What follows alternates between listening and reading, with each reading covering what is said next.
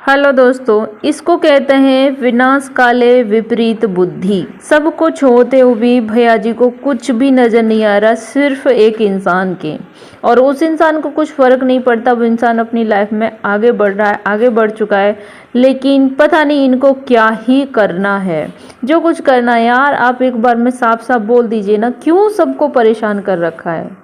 इन्होंने भैया जी ने सुबह से कमेंटी चालू कर दिया और उन्होंने अपनी कमेंटी में साफ लिख दिया कि मुझे मनीषा से कोई भी मतलब नहीं है, मुझे किसी भी हाल में मनीषा नहीं चाहिए, मर जाऊंगा लेकिन मनीषा को नहीं अपनाऊंगा। आपको ये सब करना था तो आपको ये शादी वाला ढोंग, ये जो कुछ भी किया था, ये फिर करने की क्या जरूरत थी। इसके बाद मनीषा कमेंटी डालती है, उसमें मनीषा लिखती है, दूसरे का घर उजाड़ कर अपना घर बसा लिया, अब मेरा घर उजाड़ कर दूसरे का घर बसाने का इरादा बना लिया, पर मैं ऐसा कभी होने नहीं दूंगी, अपनी जगह किसी को लेने नहीं दूंगी। मोनिका दी, अब वक्त फैसले का आ चुका है, अब जो मैं करने जा रही हूँ उसमें आपका साथ की ज़रूरत है। मनीषा ने कुछ बड़ा कदम उठाने का, कुछ बड़ा करने का फैसला ले लिया है, जो कि अब सही भी है। आखिर कब तक कितना चुप रहे।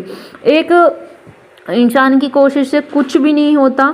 सिर्फ इस रिश्ते को मनीषा घसीट रही थी, उसको घसीटना ही कहते हैं, उसको चलना नहीं कहते। वो रिश्ता नहीं चलेगा जब दूसरा इंसान चाहता ही नहीं है साथ रहना, तो अकेली मनीषा कुछ भी नहीं कर सकती। यहाँ पर इसका रिप्लाई करते हुए मिस्टर राज ने लिखा है, दूसरे पर इल्ज़ाम लगा के और बदनाम करने में अच्छा है अपने स्वभाव में बदलाव लाओ। यानी कि यहाँ पे फिर दीदी जी का सपोर्ट हो रहा है, मनीषा को फिर यहाँ पे गलत झूठा साबित किया जा रहा है। मोनिका के दम पर मत उड़ो, अब तो जिंदगी भर भी जेल में रह लूँगा लेकिन तुझे कभी नहीं अपनाऊंगा। अगर किसी से बात ना करो तो भी इल्ज़ाम लगाओ, अब इतना ज़्यादा शरीफ तो ना बनो भैया जी। हर 2 घंटे में मुझे बोलती है कि मर जा। अच्छा, सच में बोलती है?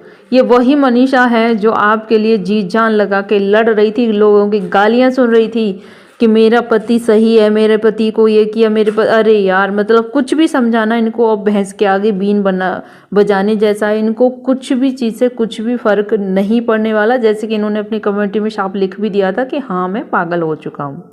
उसके बाद फिर एक और ये लिखते हैं, जिसमें लिखते हैं, जिंदगी तुम्हारे माँ बाप ने बर्बाद कर दिया, वक्त वक्त पर पैसा भेजे और आज तुम्हारे माँ बाप मुझ पर मेरे हाथों से बनाए हुए घर से निकालने को बोल रहे हैं। लालच करो पर इतना भी न करो, अब मुंह मत खुलवाओ वरना क्या बोलूँगा मुझे भी नहीं पता।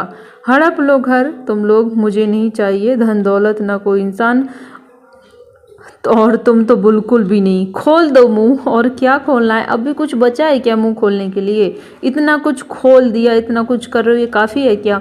अब कुछ नहीं मिला तो मनीषा और मनीषा के माँ बाप को ही टारगेट करना शुरू कर दिया। उनको भी यहाँ पे ये इंसान, उनको जलील, उनको गिरा हुआ, उनको फिर भी नीचा दिखाया जा रहा है कि मनीषा के माँ बाप। अरे मनीषा के माँ बाप का तो आपको पैर धो के पीना चाहिए कि मनीषा के माँ बाप की देन है कि आप आज भी अपने घर में सही सलामत बैठे हो, वरना मनीषा की जगह और किसी के माँ बाप होते हैं ना तो अब तक हाथ पैर तोड़ के ना पता नहीं क्या कर बैठते। मैं सच बता रही हूँ।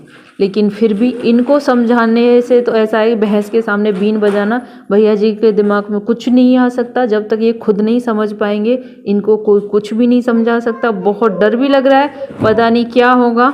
आप बताइए कि इस रिश्ते का क्या होगा और इन लोगों का क्या होगा और ये क्या करने वाले हैं। अपनी राय कमेंट में ज़रूर देना। वीडियो अच्छा लगा हो तो like and subscribe. Bye bye.